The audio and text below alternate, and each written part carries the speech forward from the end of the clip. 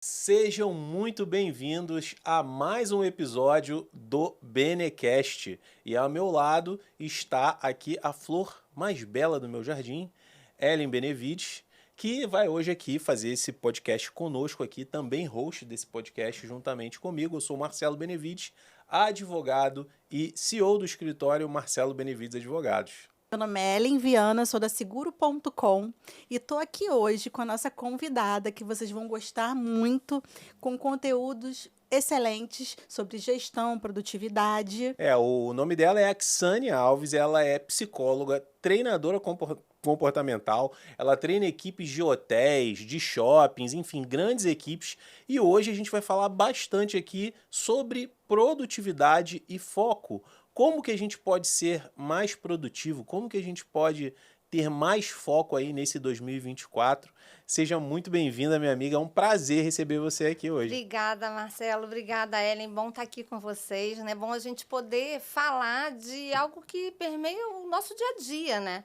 Porque a gente passa o tempo todo buscando ter mais foco, pensando como ter mais produtividade, né? E às vezes essa busca tão incessante que a gente vai tendo acaba fazendo com que a gente perca o foco, né? Então, a gente muitas vezes bebe do veneno buscando o antídoto, né? Sim, é muito louco isso, porque nós estamos numa época em que são demandas de todos os lados. Assim, nossos avós, acho que eles nunca entenderiam isso, porque a internet, eu acho que ela gerou isso, né? Essa questão do imediatismo e de você ser bom em várias coisas, e você tem que ser um bom pai, e você tem que ser um bom empresário, e você tem que estar em forma, e você tem que ler 30 livros por ano, Cara, e são tantas coisas que às vezes isso gera até adoece a pessoa, né? Porque ela não consegue, de repente, atingir aquele nível ali que ela tá se esmerando, né?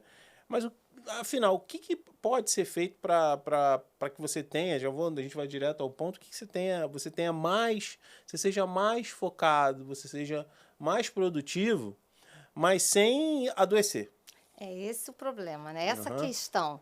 Porque se a gente parar para pensar, né, na verdade, os dias estão cada vez mais curtos, né? A gente tem a sensação de que o tempo passa muito mais rápido, mas, na verdade, hoje a gente desempenha muito mais papéis do que a gente desempenhava durante toda a nossa vida. O que você falou.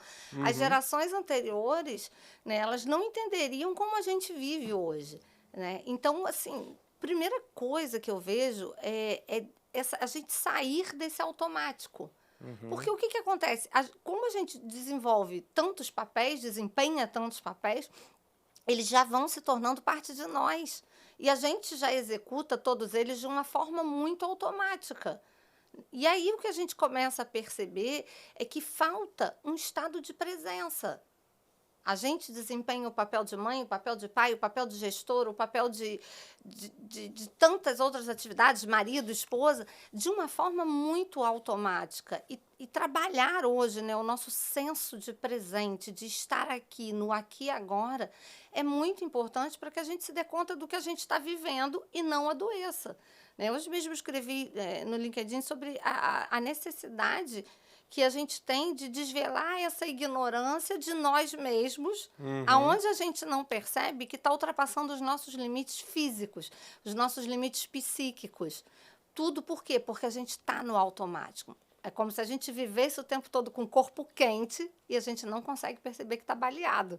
Né? Então, tá difícil. Sim. Até falando sobre isso, não só a questão dos próprios papéis, né, Nexane, que assim... Vou falar como mulher aqui. Assim, a mulher... Não é meu lugar de fala.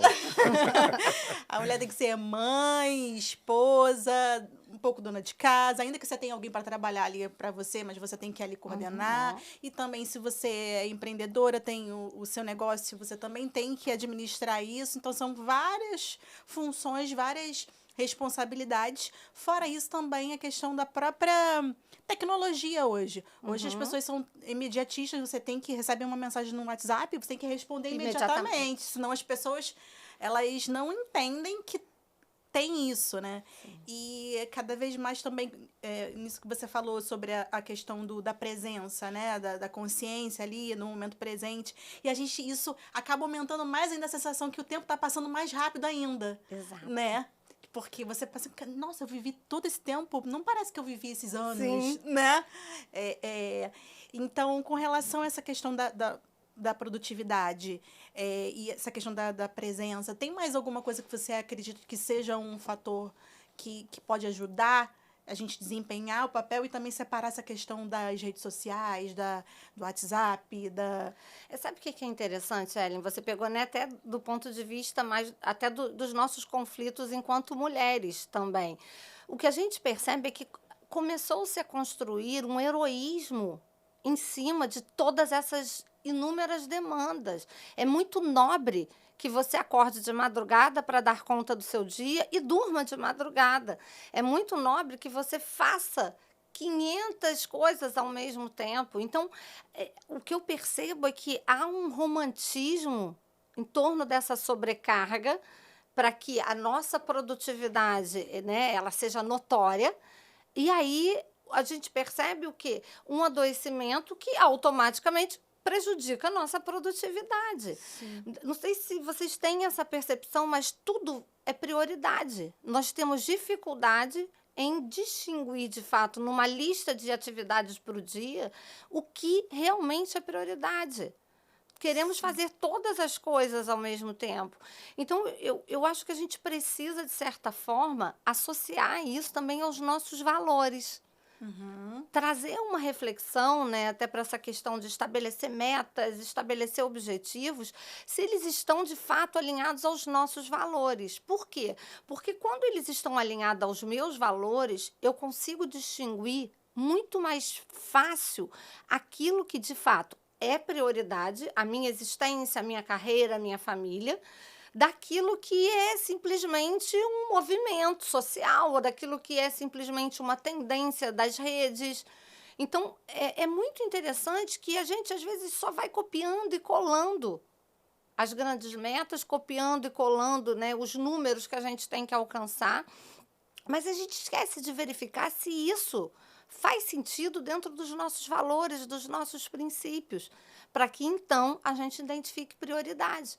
Então, estar presente e identificar, de fato, o que é prioridade é essencial. Você falou, né, das mensagens, a gente tem que responder rápido, porque se não responde, né, a gente pode perder um negócio se não responde, a gente pode perder um amigo se não responde, a gente pode perder tantas coisas. Será que as coisas realmente precisam ser tão a ferro e fogo assim? Sim. Né? Então, o que você vai responder hoje, quando você chegar em casa, né? De várias mensagens que você tem aí fechadas, porque você não pode agora mexer com isso, e aí você chega em casa, tem a demanda do seu filho, que você quer saber como ele passou o restante do dia, mas aí eu tenho 30 mensagens aqui para responder, as 30 são importantes. Né? Então, quando a gente volta o olhar para os nossos valores, eu acho que a gente começa a distinguir melhor isso, e a gente consegue botar numa lista o que de fato é prioridade.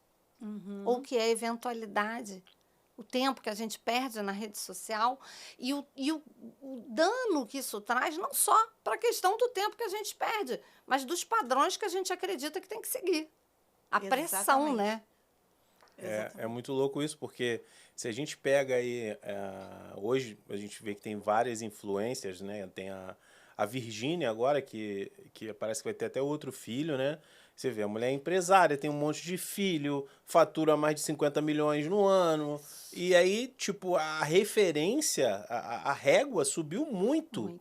Então, você olha aquilo, não é que não existisse antes, existia, mas só que ficava velado, as pessoas não sabiam. Então, as mulheres olham aquilo ali e acabam meio que se espelhando. Não, eu quero ser igual a Virgínia, mas ninguém sabe o preço que é, a forma de como aquilo foi feito, né? Mas, enfim... você falou uma coisa interessante que eu gostaria de pontuar. Inclusive, tem um livro que eu ainda não li. Aliás, tem vários livros que eu não li. Eu compro um monte de livro e às vezes eu não leio. Estou com minha biblioteca cheia de livros que eu ainda não li. Eu olho na Amazon e falo, nossa, que interessante, vou comprar. Compro e o livro está lá. Mas enfim, vai chegar a hora dele. Mas enfim, o nome desse livro, que eu ainda não comprei, Só vou comprar quando terminar os que eu tô lá. Ele se chama, em inglês, eu não sei se tem em português. Tava até dando uma olhada aqui enquanto você estava falando, mas era justamente para ver isso, que era How to Break Your Phone. É como terminar breakup, né? Eu acho que, na verdade, como terminar com o seu celular, né? Uau. E é um livro interessantíssimo. Eu vi alguns tópicos sobre ele e tal, ele dá algumas orientações, e uma delas é você desativar todas as notificações do teu celular. Porque as notificações do celular, você querendo ou não, para quem quer ter produtividade, para quem tá focado, cara, arrebenta com tudo. Sim. Você não consegue mais. Imagina, você tá lá, eu vou colocar aqui no meu caso, né, como advogado, apesar de não... Estou advogado, mas apesar de hoje exercer mais a função de gestor do que advogado, mas se eu tô escrevendo alguma coisa, um artigo, uma petição, e pipoca alguma coisa aqui, acabou para mim. Eu não consigo mais voltar e ter a mesma... A linha de raciocínio já se perdeu, enfim. E aí, nesse gancho, pegando esse gancho, o que dentro disso que eu falei sobre a notificação, né? Você desativar as notificações do celular, o que mais que a gente pode fazer no nosso dia a dia para a gente ter foco, para a gente estar ali alinhado com aquilo que a gente está fazendo naquele momento, que você falou de presença, né? Sim. Porque para você fazer, às vezes, uma petição, você que é advogado, colega advogado que está me vendo, você precisa estar totalmente presente ali. Não tem como você estar fazendo a petição, fulano te perguntando alguma coisa, o estagiário vem em cima de você e tal. Não, isso não existe, né? Você tem que se dedicar. Isso, inclusive, é uma coisa que eu cobro lá no escritório.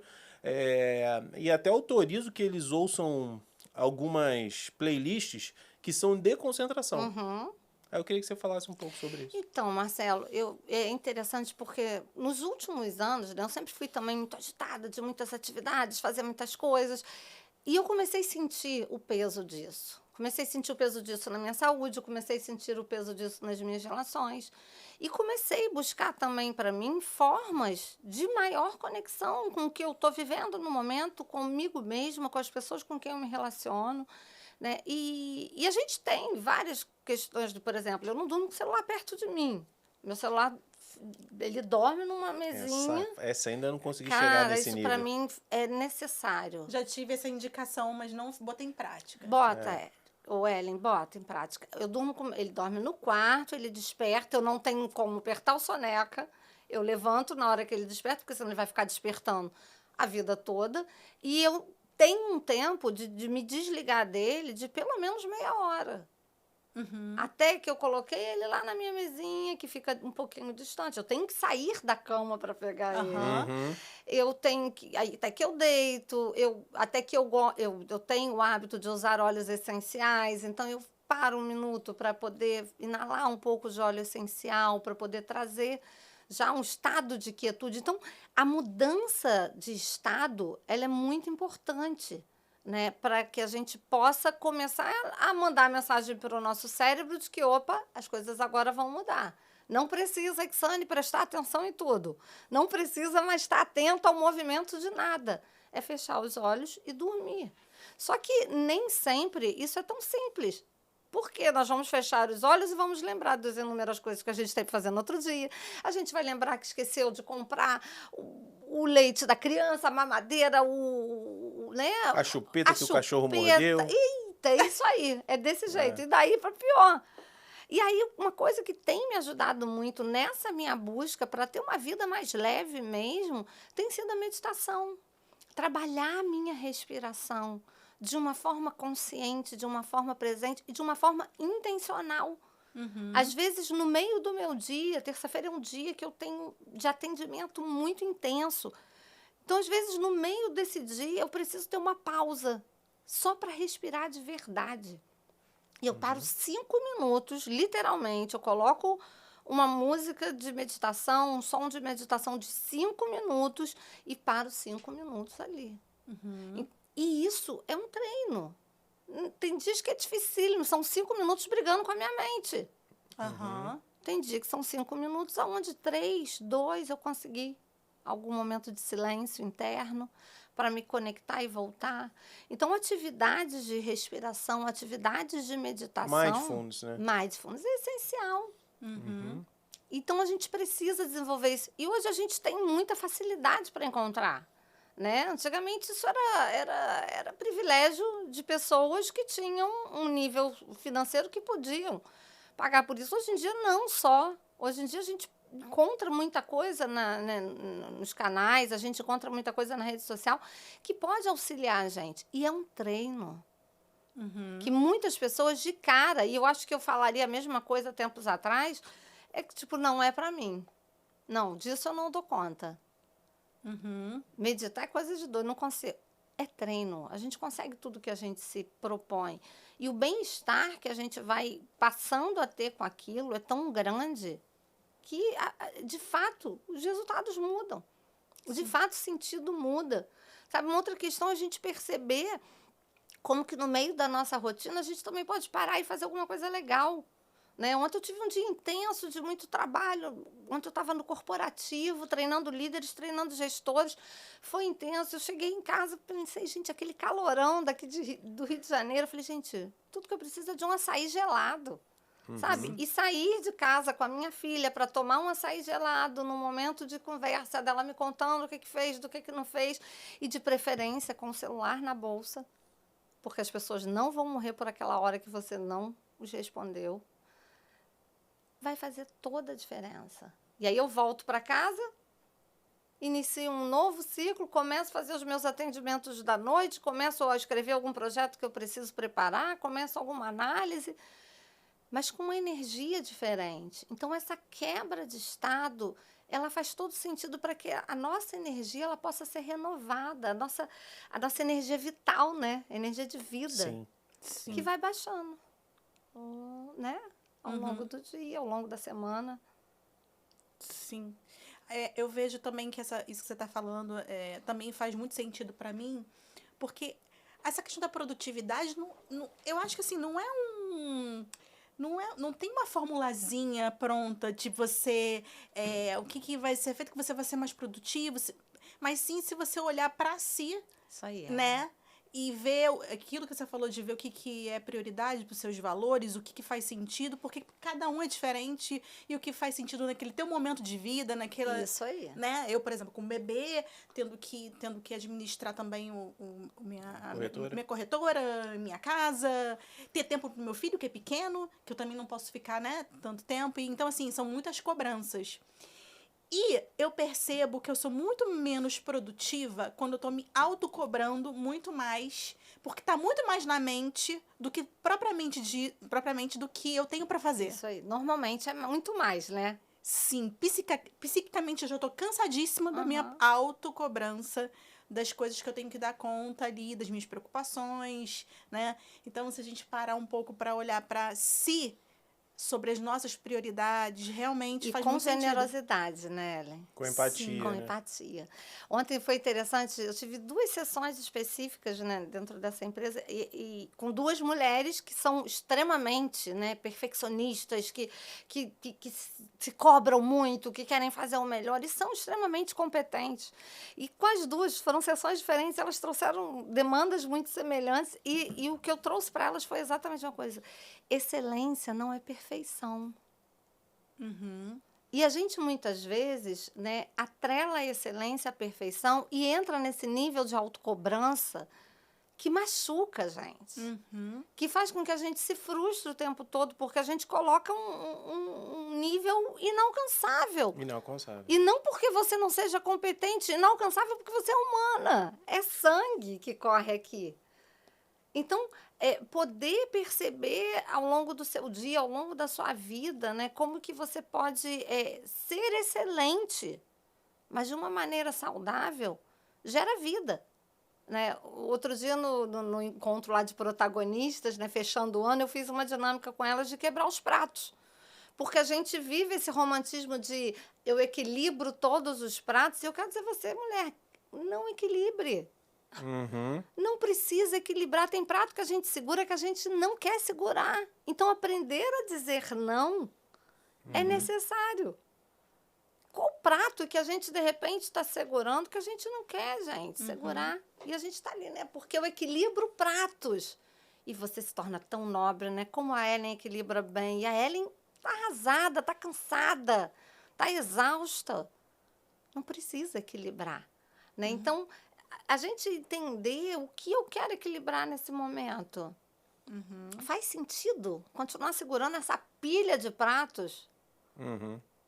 Para quê? Para seguir o padrão, para manter o meu status, para continuar sendo super poderosa, né? A gente vive um momento muito tóxico. Muito tóxico, muito tóxico. Inclusive, você falou sobre isso e eu lembrei do caso da Ana Hickman, que não sei se vocês chegaram a ver sobre isso, mas que ela postando, acho que 2 semanas antes deles romperem, de acontecer lá da agressão dele, ele a agrediu, 2 semanas antes ela postando uma foto com ele, como se estivesse tudo bem, como se ele fosse o melhor marido do mundo, enfim. Só pras redes ali, né? Exatamente. Mas já tava ruim O antes. sofrimento. Mas já estava muito ruim. E depois que aconteceu tudo isso, ela falou que já não dormiu na mesma cama há 8 meses, se eu não me engano, né?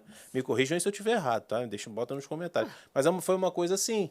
Então, realmente é muito tóxico isso para você. Óbvio, tem questões ali envolvidas empresariais, enfim, tem outras questões envolvidas de pessoas comuns, né, em relação a pessoas comuns. Mas ainda assim é muito tóxico.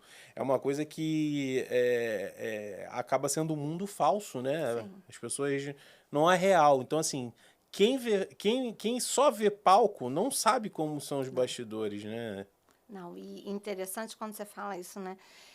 É um mundo que muitas vezes os próprios personagens estão acreditando que é real, né? E vai de um extremo ao outro. A gente está falando de grandes executivos, a gente está falando de grandes líderes, mas a gente está falando de profissionais que têm uma carreira mais simples, que teve menos oportunidade, mas também tem um nível de cobrança muito grande, não se sentem suficientes, não se sentem bons de verdade no que fazem. Por quê? Porque a realidade que a gente tem na rede é linda demais. É tudo muito perfeito. E de fato, você não vai abrir o meu Instagram e vai me ver chorando ali, porque para que eu vou mostrar chorando para as pessoas? Mas eu choro. Aquilo reflete 1% da sua vida 1%, ali, né? Ellen. Mas eu choro. Mas eu tenho dias tristes, mas eu tenho dias exaustivos. Só que a gente precisa aceitar que isso tudo faz parte da vida. Sim.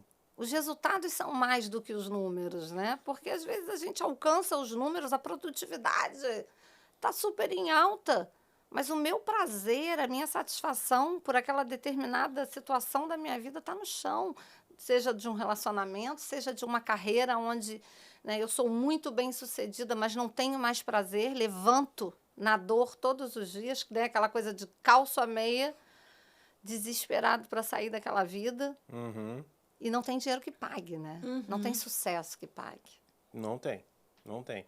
E eu cheguei ano passado, eu passei por um momento assim bem próximo disso, a minha cabeça estava a 1000 e eu olhava para aquilo tudo, as coisas estavam indo muito bem nos negócios, tudo, o escritório muito bem, graças a Deus, lá na corretora também as coisas funcionando muito bem, mas eu olhava para isso e eu falava, meu Deus, e não é isso, e as pessoas não entendem, né? As pessoas falam assim, o dia que eu ganhar X... aí eu vou estar tranquilo, aí eu vou estar bem, aí minha vida tá feita. Cara, não é isso. Não é isso. Tem até um vídeo, eu acho que do Jim Carrey, né, que ele fala que ele queria que todos fossem milionários para saber que não é isso que traz paz, que traz segurança, tranquilidade, felicidade, né? É incrível esse vídeo dele, inclusive. Outro dia eu conversava com um jovem, né, questionando que ele queria um trabalho diferente, ele falando, como é que eu vou ver? Ele ganha R$1.500. Ele falando, poxa, R$1.500 não dá para eu ajudar na despesa de casa, não dá para eu pagar uma academia, ele queria começar um curso novo, e ele falou, preciso ganhar mais. Eu falei, tá, mas primeiro você precisa entender para que você quer ganhar mais? E para que você está ganhando R$1.500? Porque exatamente isso. Eu falei para ele, você vai conseguir um emprego de 5.000 e você vai continuar achando que ganha pouco. Por quê? Porque você ainda não aprendeu a viver com o que você tem, você ainda não aprendeu a identificar as suas prioridades, os seus valores. Então, a gente vê que... né? E quanto mais ele ganhar... Enquanto ele não amadurecer toda a visão dele sobre o mundo, sobre o que ele acredita, sobre o que ele quer viver, né, a visão de futuro dele, pode ganhar 1.500, 5.000, 1 milhão, não vai valer de nada. Né? E a mesma coisa para o tempo, né? Ontem uma pessoa falava assim para mim, meu dia vai ter 72 horas e eu vou conseguir tomar um açaí com você, no momento em que eu tomava o açaí. E eu falei assim para as pessoas, nesse dia você vai continuar dizendo para mim que não consegue tomar o açaí. Nesse dia, você ainda vai falar assim, Sani, hoje com 72 horas eu ainda não consigo sentar com você para tomar um açaí. Então, a gente precisa trazer esse olhar, sabe, para o que é valioso, de fato, para a gente. Sim. E aí, consequentemente, também, não é, né, Ellen, tentar valorizar uma vida, talvez, diferente do que a gente tem, mas não é trazer o olhar para isso. É trazer o olhar para que, quando eu me sinto melhor no que eu faço, quando eu estou mais inteiro no que eu faço, quando eu consigo identificar, de fato, o que é importante para mim, o meu retorno para o mundo é muito melhor. E aí é consequência o sucesso, de fato, dentro do que for sucesso para cada um, que seja reconhecimento, que seja dinheiro, mas o retorno acontece. E na insatisfação, muitas vezes a gente não consegue enxergar o retorno, porque a insatisfação, ela cega a gente. Sim. Sim.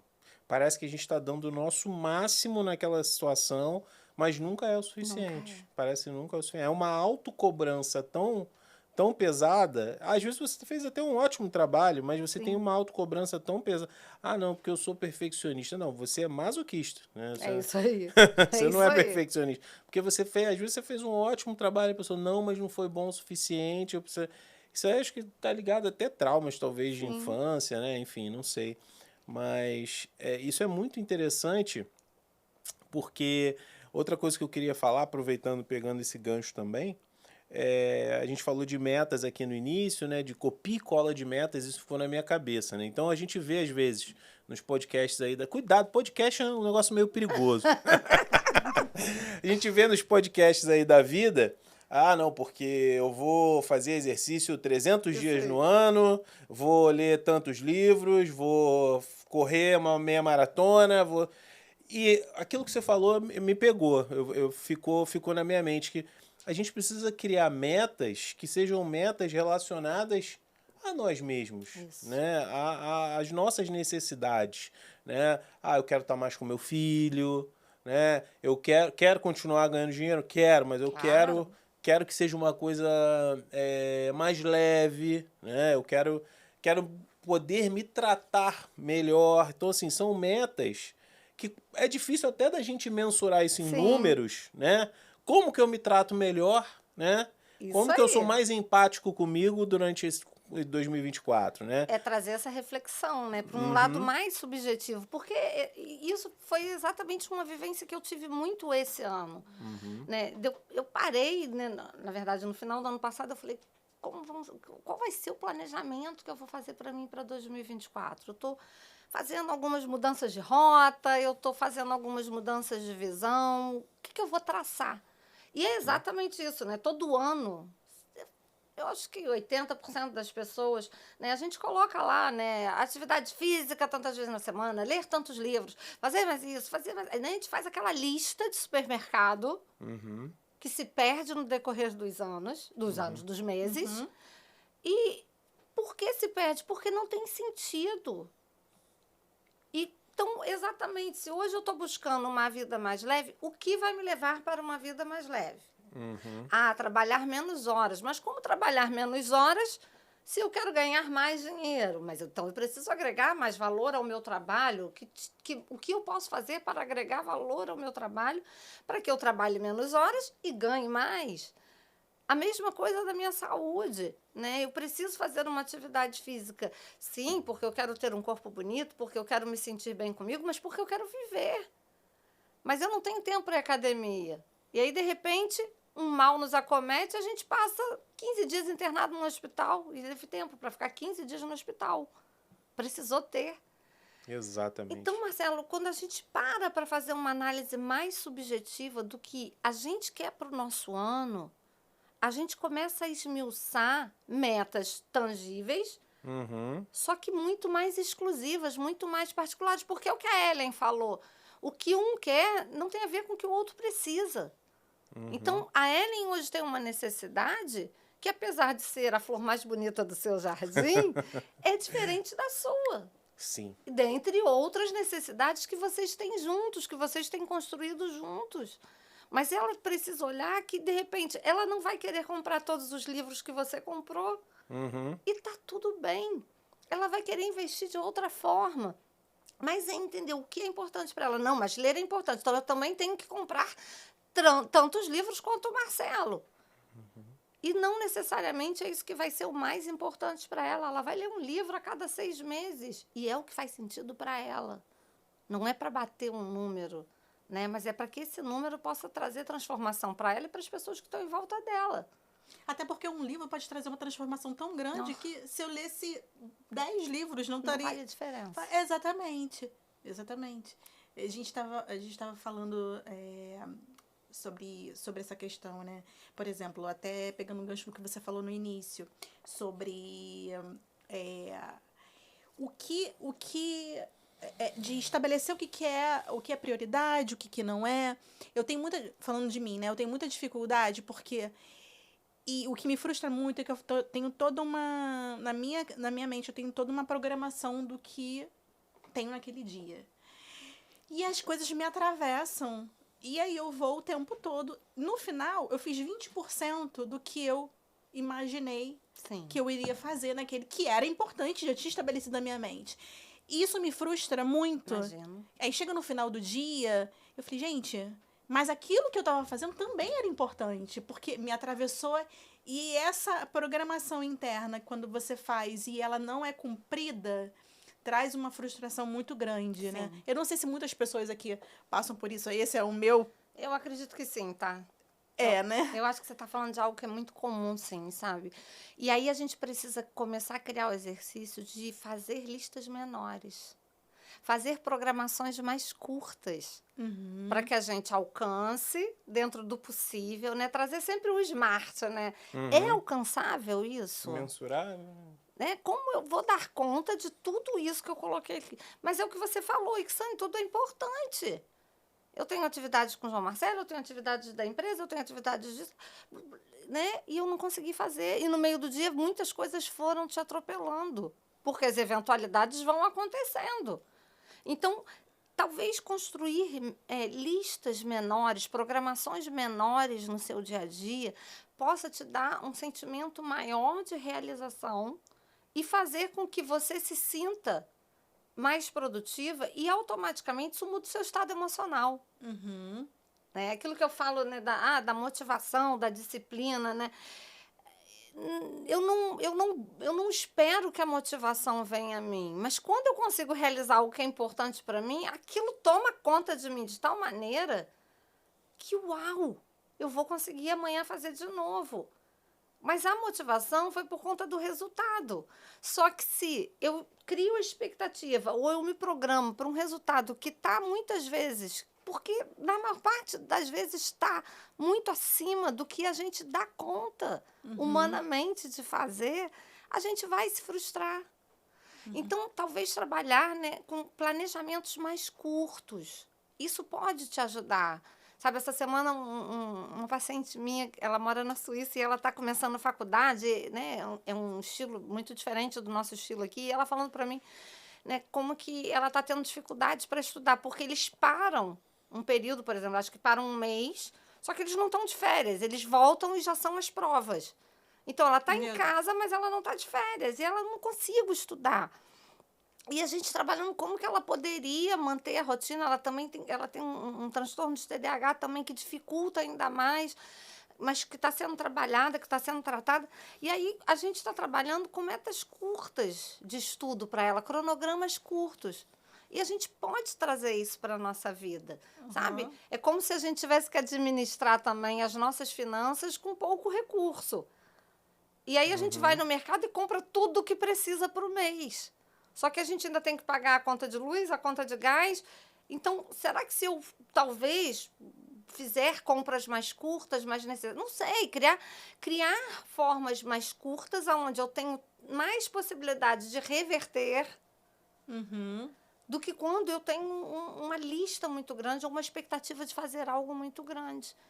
Então, eu acredito que, né, cronogramas menores são mais eficientes, lista de metas menores são mais eficientes. E eu não estou falando de você entrar num nível de mediocridade, não, sabe? Porque isso pode muitas vezes se relacionar, você está sendo medíocre, você está colocando para você menos do que você consegue, ou só o que você consegue. Não!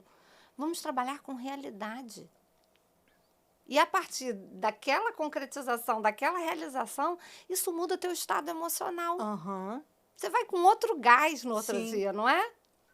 Então, eu acredito que isso possa ajudar, sabe?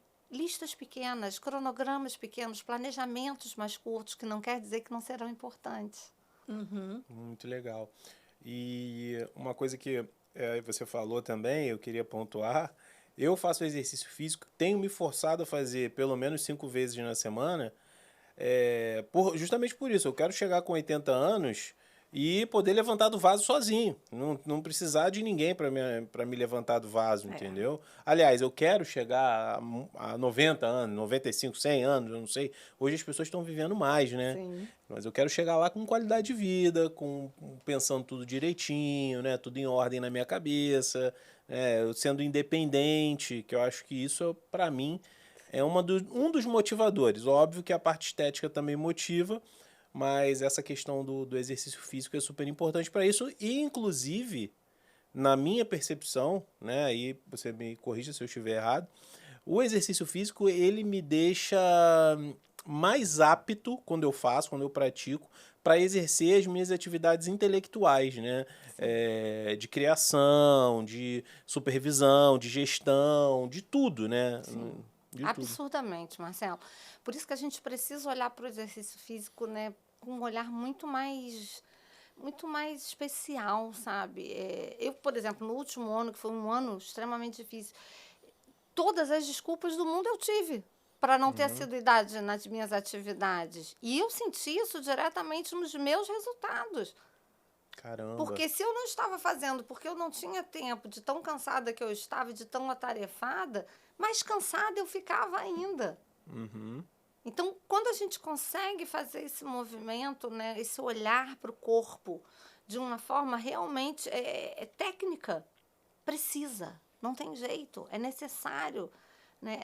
Os resultados da gente mudam, a produtividade muda. Você sai de uma atividade física que você levantou da cama pensando só Deus para me tirar daqui, mas você volta com uma energia muito diferente para conduzir o restante do seu dia, para fazer as coisas que você precisa fazer, sem falar da sensação de hoje eu consegui.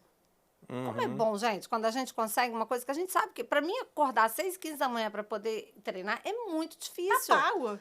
Tá pago! Olha só, aí bota lá o carimbinho. É mais um pontinho luta. ali que entra, né? Pois é. Mas só que isso faz uma diferença no final do meu dia. Absurdo, né? Então, a gente precisa ter um olhar mais criterioso para as coisas, né? Porque a gente, quando quer, a gente arruma tempo. Sim. E isso impacta direto, você acaba se sentindo mais produtivo, porque é como se você tivesse, consegui fazer isso aqui, ganhei mais um ponto aqui, Isso aí. mais uma estrelinha para mim, né? Porque eu consegui fazer isso aqui. Mais uma estrelinha porque eu consegui fazer isso aqui. E a gente teve um outro bate-papo aqui, um outro episódio, onde a gente falava sobre hábitos, alimentação, né? Emagrecimento. E me pegou muito também essa questão do livro, né, O Poder do Hábito, do Charles Duhigg, que ele fala justamente sobre isso, que você precisa, para você criar o hábito, né, tem que ter aquele looping de recompensa, de ação, recompensa, né, gatilho, ação, recompensa, gatilho, ação, recompensa. Que no final das contas é o mesmo, os vícios funcionam da mesma forma, né, mas que o hábito, quando você começa a praticar aquilo ali, cotidianamente, o teu cérebro acaba se habituando e recebendo uma recompensa dopaminérgica daquilo ali que você está fazendo. Então, é por isso que o nosso cérebro ele acaba se adaptando melhor a rotinas que trazem, né, benefícios para a gente, né? E aí um grande problema é querer mudar a rotina bruscamente. Né? O que a Ellen falou, né? Você cria, né? Você consegue, você dá conta de fazer uma atividade 5 vezes por semana. Eu fico realizada se eu consigo ir 3. Eu me sinto a poderosa de ter conseguido ir 3. Então, se eu colocar lá na minha lista, não, eu vou 5, eu vou me frustrar. Mas se eu conseguir manter esses 3 por um período, gente, isso vai me dar um gás para tentar ir 4, ou de repente a 5ª. Então, eu preciso trazer essa mudança de hábito para algo que também seja alcançável. Volta a gente para o alcançável, né? Porque a mudança muito brusca, ela vai levar para frustração.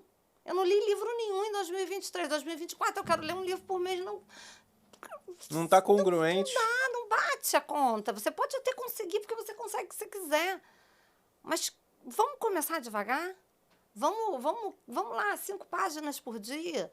2 páginas por dia. Né? Eu costumo falar que é passo a passo a nossa jornada. Então, não adianta eu querer correr, né? A gente tem lá a dinâmica do tapete de vidro, né? Nos meus treinamentos. E a dinâmica do tapete de vidro, ela faz exatamente essa metáfora de que, cara, a jornada, ela é passo a passo. Se eu correr, eu posso me machucar. Se eu parar, eu também me machuco. Se eu não reconhecer fontes de apoio, pessoas com quem eu posso contar, eu também posso me machucar. Então, eu preciso olhar o cenário e entender que é no meu ritmo. E, claro, o meu ritmo sempre pode ser melhor. Mas ele não precisa me ferir nem ferir ninguém para isso.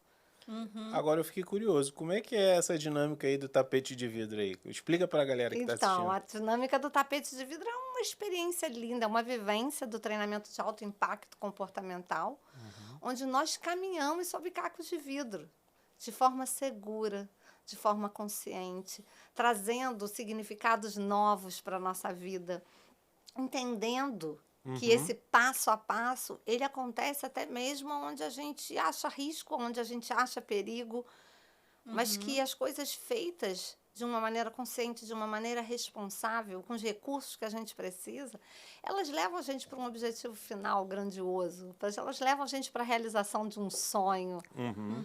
Então, é uma dinâmica poderosa. Mas é no caco de vidro mesmo? No caco de vidro mesmo. Uau! Caco Naquilo de que a vidro. gente acha que é impossível. E não precisa chamar o SAMU. Não precisa. Não precisa, nunca precisamos.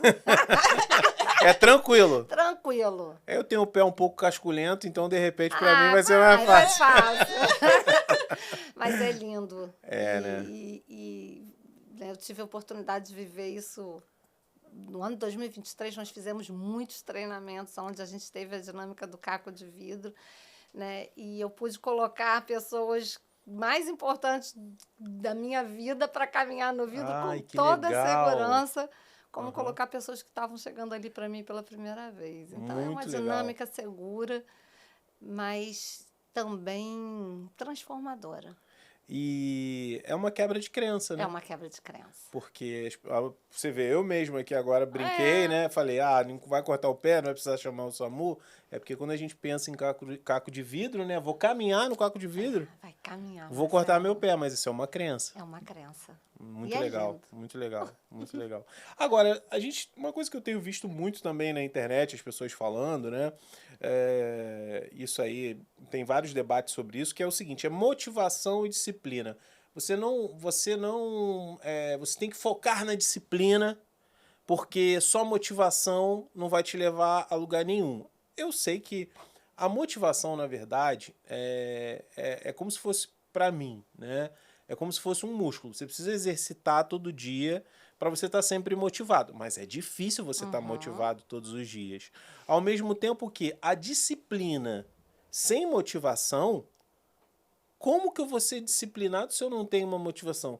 Eu queria que você falasse um pouco sobre isso pra gente. Eu tenho que ser motivado, eu tenho que ser disciplinado para ter mais foco, para ter... Você falou da questão da... Esse é outro ponto que eu queria falar. Você falou da questão da meditação. Olha, eu vou falar uma coisa para você. Inacreditável isso, tá?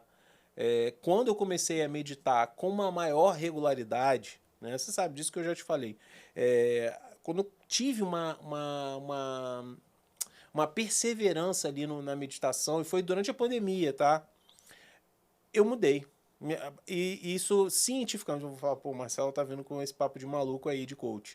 Não, eu mudei mesmo, porque existem vários estudos cientificamente já comprovados que quando você faz a meditação durante um determinado tempo, há alteração em determinadas partes do teu cérebro. Eles chamam de neuroplasticidade, né? Então você começa a alterar. Então, determinadas situações naquela época que chegavam até mim e que anteriormente, de repente, eu ia explodir, bater na mesa, falar um palavrão, eu ria. Eu falei, é mesmo, ele falou isso? Caraca! Então, assim, a meditação é realmente eu tive uma disciplina naquela época, né? Mas eu tinha uma motivação para fazer aquilo porque eu precisava ajustar ali determinadas questões comportamentais minhas, né? E graças a Deus isso melhorou muito, mudou. Mas hoje eu confesso que eu já não tenho mais a mesma pegada para a meditação. Já não tenho meditado todos os dias como era antes. Que era um reloginho, meditava todo dia. Às vezes a gente meditava junto, né, paixão? Mas eu queria que você falasse sobre isso. Meditação, disciplina, como é que conjuga essas duas coisas? Então, essa Marcelo, disciplina e motivação. eu acho que assim, a própria palavra, a gente muda o significado das coisas, né? A gente vai trazendo um sentido, às vezes, muito descartável para as coisas, porque a gente fica com a sensação de que a motivação, né, é um romper de energia, é um desejo, né, incontrolável. Mas a motivação, ela está ligada justamente ao quê? Ao motivo, ao propósito. Olha o que você falou, num outro tempo, a meditação te ajudou a trazer concentração sobre as suas emoções, trazer mais domínio próprio, trazer mais poder sobre você mesmo. Por quê? Porque naquele momento você sentia a necessidade de buscar isso. Era importante para você, era um motivo importante trazer isso para a sua vida. Nesse momento, você não está sentindo a necessidade de controlar mais as suas emoções, você sente que está manejando bem o que você sente, as suas reações. Então, talvez na sua mente não seja um motivo relevante. Então, eu acho que quando a gente associa a motivação ao motivo, eu acho que a gente vira uma chave. A gente vira uma chave para, de fato, conseguir ter o quê? A disciplina. Aquilo é tão importante para mim que eu vou me colocar disponível a executar aquilo, que muitas vezes é cansativo, que muitas vezes é difícil, que muitas vezes custa um preço, mas aquilo é importante nesse momento da minha vida. E pode ser que daqui a um tempo não seja mais. Outro dia eu falei numa roda de terapeutas conversando e eu falei que eu não queria fazer mais um determinado tipo de atividade na minha carreira. E aí um dos terapeutas, né, a gente se questionando, um questionando o outro, né, uma mesa de loucos, né? A gente falou assim, um virou para mim e falou assim, mas se amanhã, e se você se arrepender de não fazer mais essa atividade? Eu falei, se eu me arrepender, é porque voltou a ser importante para mim. E aí eu volto a fazer. O motivo voltou a ser importante. E não precisa ter Fazer peso, sentido, né? né? Não precisa ter peso, precisa ter sentido, exatamente, Ellen. O que tem peso cansa, o que tem peso dói. O que tem sentido não flui. Quantas vezes você tem perdido a sua noite por conta do João Marcelo? Agora, quantas vezes você talvez fosse querer perder a sua noite para ler um livro sobre mecânica de avião, que não tem nada a ver com o seu mundo? Não vou perder minha noite. Você perde a noite com o João Marcelo, ainda olha para ele e fala, meu Deus, como pode ser tão lindo, meu Deus do céu. E na hora que ele dorme, você ainda perde alguns minutos de dormir porque fica admirando. Aquela criança maravilhosa. Tá respirando? Tá respirando, tá tão quieto, gente. É melhor acordar um pouquinho. Fui eu que fiz essa obra de arte. Né? A motivação é diferente. Ninguém precisa falar, vai lá, Ellen, vê se ele está respirando. Né? Não precisa colocar na porta da geladeira, verificar se o João Marcelo está respirando. Não precisa. Então, a motivação ela está ligada ao motivo. E aí, quando você tem um motivo, a disciplina é só o meio, né? É só o caminho, é só a estratégia. Por isso que a gente volta lá no início do nosso papo, né? De entender que as minhas metas elas precisam estar ligadas aos meus valores. Isso foi algo que, sabe, foi uma ficha que caiu para mim no final do ano passado, no início desse ano, que tem mexido muito comigo. No sentido do que eu estou programando para mim agora. Eu não fiz lista de metas nesse ano de 2024. Talvez seja a primeira vez na minha vida. Também não fiz. Tu fez também não? Eu não fiz. Eu estou com visões do meu futuro, visões da minha realidade hoje, que tem um sentido tão mais profundo do que tinha talvez em janeiro do ano passado, que não cabe numa listinha de meta. E eu respeito quem faz e acredita Tudo bem. tudo bem. Mas não é dessa maneira que... Nem eu mesma trabalhei dessa maneira esse ano com os meus mentorados, com os meus pacientes. Não fizemos listas de metas. Fomos para um nível de reflexão muito mais profundo, que a gente encontra o quê? O motivo. E aí, se eu encontro o motivo, a disciplina é consequência. Então, para mim, está fazendo muito mais sentido caminhar e ajudar as pessoas a caminharem nesse entendimento do motivo, que pode ser circunstancial, que pode ser um motivo de uma vida toda, que está intrinsecamente ligado aos meus princípios, mas que é o que faz sentido hoje.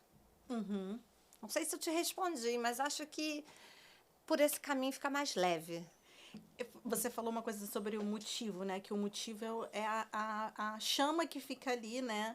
Acesa e faz você se movimentar e tudo mais.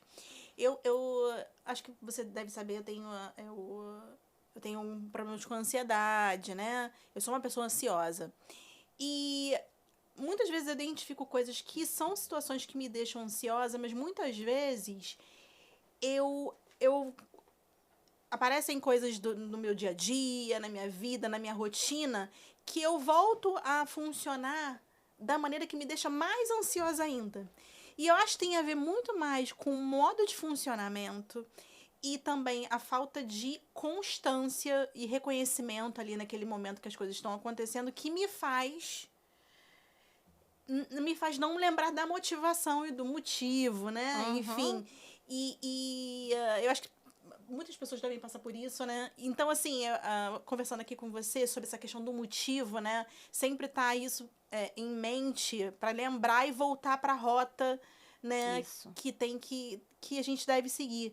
Porque, às vezes, a gente tem um modo de funcionamento do automático tão forte dentro da gente que faz com que a gente esqueça o nosso motivo. Exatamente. Né? Acho que você está falando de algo, né, que a gente vive muito intensamente hoje.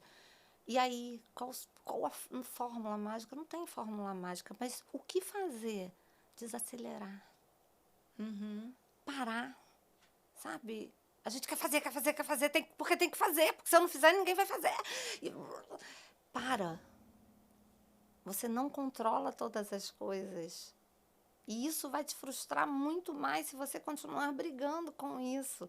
Eu me lembro de uma atividade, numa imersão que eu participei, e nós deitávamos na grama. E tinha que ficar ali, tinha todo um contexto, né, olhando para o céu e tal. E um dos insights que eu tive ali, deitada, olhando, isso há 12 anos atrás, minha filha era muito pequenininha, foi que a terra girava apesar de mim. Eu fiquei olhando as nuvens, né, se movendo. E eu falei, meu Deus, apesar de mim, apesar dos meus desejos, apesar do que eu estava vivendo naquele momento, a terra continua girando. Então, existem coisas que são maiores do que nós. Reconhecer isso é um exercício de desacelerar e aceitar o que não se pode mudar para fazer, para botar a sua energia, direcionar o seu foco para o que de fato você pode e vai fazer. Isso vai, como é que eu posso dizer? Vai tirar o sofrimento interno que a gente vive de dar conta de tudo. Trabalhar na aceitação de que você não vai controlar todas as coisas, que nós não vamos conseguir que todas as coisas aconteçam como nós desejaríamos. É um exercício que acontece nesse movimento de desacelerar, de contemplar mais. As nuvens estão se movendo independente de mim. Agora, uma coisa depende de você. Decidir de onde você vai assistir isso.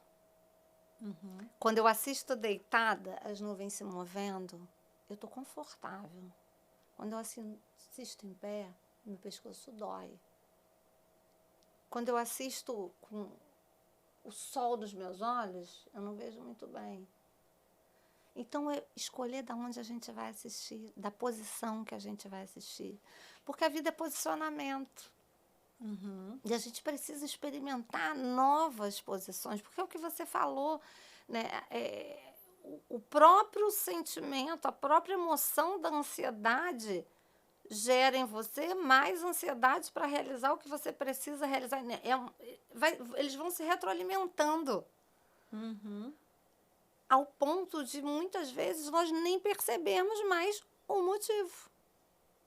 Então, desacelerar, sabe, Ellen? Trazer o estado de presença, o estado de consciência, faz muita diferença. E eu te falo isso como terapeuta, como treinadora, mas, acima de tudo, como mulher, como humana. O quanto isso tem refletido na minha vida. Sim. Agora é um exercício de amor com você. Sabe, é um exercício de amor comigo. E não tem forma certa. É só fazer. E, às vezes, não fazer nada. E continuar sendo útil, mesmo sem fazer nada. Continuar sendo relevante nesse mundo, nessa sua geração, mesmo fazendo nada. Podendo ser inútil, às vezes. Sabe? Então, respirar mais, desacelerar mais, contemplar mais e aceitar a nossa limitação. Tira a gente dessa roda tóxica de superpoderes, de mega resultados. O mundo está muito megalomaníaco. Tá muito Né? megalomaníaco, muito. Eu posso até ser cancelado aqui no que eu vou falar, mas eu vou falar porque você sabe como é que eu sou. Sei. E você também. Cara, eu tava vendo agora uma menina nesse Big Brother agora, acho que a gente tá em 2024, Big Brother 2024, e eu vejo... Ah, você vê Big Brother, Marcelo? Vejo Big Brother pelo contexto social, tá? Então... Eu só passei. Não, Não, assim? E aqui, ó, a fofoqueira Assim, a aqui, ó. fofoqueira da série. E o que eu tava vendo, percebendo, é que tem lá uma menina que ela tá realmente com megalomania total. Porque ela acha que fulana foi colocada lá porque é adversária dela nas redes sociais, porque a câmera pegou ela assim, porque... E assim, é uma loucura, porque a gente que tá aqui de fora e tá olhando, a gente vê que não tem nada disso. Né? A gente vê que não tem nada disso, né? Tá totalmente... Ah, não, porque a cantora tal ficou olhando para mim. Olha só. A Foi. cantora... Eu vi isso também. Gente, mas isso é uma coisa realmente dessa geração, né? É. Tem que ter muito cuidado com Fala isso. de Né? cada Isso adoece, um, né? Adoece. Né? Isso adoece. Achar que o mundo tá girando em torno... Nossa, exatamente. Nicolau Copérnico, ele já tinha acabado Né? já com Que essa... umbigo é esse, né? Exatamente. Isso é muito louco, mas muito louco mesmo. E você falou, eu achei muito interessante essa última parte agora, mas eu queria te fazer uma pergunta. Como, né, que a gente consegue ter esse momento de contemplação? Né? Não necessariamente a gente precisa deitar na grama Não e necessariamente. olhar para o céu para ver as nuvens girando, mas assim, na prática, como que a gente consegue fazer isso? Né? Dentro da sua casa, sabe, Marcelo? Acho que de encontrar alguns minutos de silêncio mesmo, sabe? E o silêncio às vezes vai acontecer com o João Marcelo chorando, vai acontecer com a Olivia com a música alta no quarto, sabe? Mas de você parar para um estado de presença, sabe? De olhar o simples. Ai, Sane, muito bonito essa coisa do simples, mas a gente gosta de viver bem, comer bem. Não estou falando disso, a simplicidade não está no quanto custa as coisas, sabe? Mas de você olhar o simples, de você botar o pé no chão, sabe? Um pouco mais para sentir a textura do chão. Sabe? A gente fica esperando grandes acontecimentos. Grandes, Ellen. A vida acontece no ordinário, ela não acontece no extraordinário. Eu tenho sempre a dinâmica, né, nos meus treinos, de falar, bota a mão no coração, para ver que tá batendo. Não tem misticismo nenhum, gente, não acontece nada quando eu mando botar a mão no coração de mágico, tá? A ideia é que você possa ouvir o seu coração bate, sente. Então, talvez, fazer momentos onde você... Cara, Marcelo, você para ali 1 minuto só para botar a mão no teu coração e brinca de contar. Brinca de contar. 1, 2. Sabe? Para ali diante do João Marcelo, do momento em que você olha a Ellen com o João Marcelo no colo, aquela imagem assim tão, sabe? E pensar quantas coisas vocês viveram até esse momento. Sabe? Parar diante das pessoas que você gosta. E poder perceber assim, nossa, o quanto ele me enche o saco, mas eu gosto dele mesmo assim, sabe? Coisas simples, mas no dia a dia. Eu gosto muito de criar rituais. Eu tenho meu ritual quando eu acordo, de levantar, botar água no fogo, voltar, fazer meu skincare. E aí, sabe, eu tenho o meu ritual. Eu tenho o meu tapetinho, que eu falo que é meu tapetinho mágico, que é o momento que eu sento nele e que meu cérebro já sabe que eu estou querendo ali é me concentrar comigo mesma. Mas, às vezes, eu preciso ter um momento de concentração, meu tapetinho não está ali, sabe? E eu crio o meu momento, que está ali alinhado com a minha fé, que está alinhado com os meus valores. Então, crie os seus próprios rituais. E rituais podem ser modificados. Não cria ritual para ser rígido, para ser uma sentença, tem que fazer assim, senão não vai dar certo. Se eu não botar água no fogo de manhã, meu dia vai ser horrível. Não, não vai ser horrível, não. Quarta-feira eu acordei atrasada, eu tinha que sair correndo. De manhã eu gosto de café coado, mas não deu tempo do café coado. Fui para a máquina rapidinho, botei o café no copo e fui. Mas na segunda-feira eu acordo com mais tranquilidade, eu preparo todo o meu ambiente, eu boto meu óleo essencial, eu boto a música que me traz uma força diferente, eu gosto de fazer a leitura da Bíblia, eu gosto de criar, mas são os meus rituais. E quando não acontecem, tudo bem, não tem misticismo, não. É ritual para criar uma ordem de dia, para fazer sentido, para o meu cérebro reconhecer. Então, contempla mesmo sentado. Às vezes, né, diante desse trânsito absurdo que a gente tem aqui no Rio de Janeiro, e a gente não vê o que tem do nosso lado. A gente, né, não ouve a música que está tocando. Canta, vai cantar. Eu tenho uma amiga que ela canta muito, e outro dia ela falou assim para mim, você não gosta de cantar, não? Eu falei, eu gosto, mas não igual você. Ela canta todas as músicas que tocam.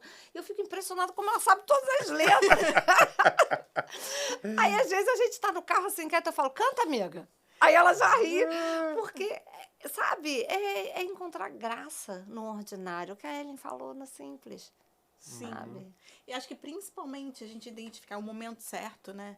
Que eu acho que a gente procura fazer essa contemplação é aquele momento que a gente mais está precisando mesmo, né?